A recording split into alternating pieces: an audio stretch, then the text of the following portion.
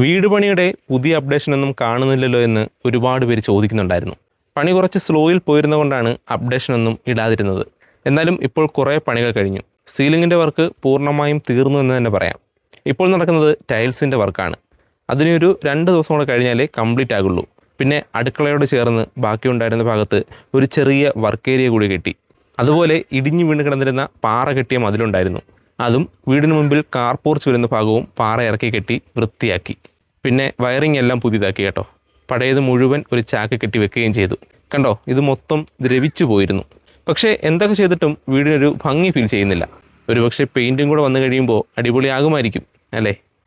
പിന്നെ പറയാൻ മറന്നുപോയ 1-2 കാര്യം കൊണ്ടുണ്ട്. 2 കിണറും കോരി നിറച്ച് വൃത്തിയാക്കി.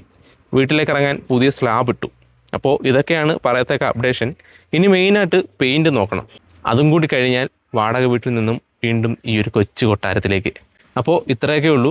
പുതിയ അപ്ഡേഷനുമായിട്ട് വീണ്ടും വരാം. ബൈ.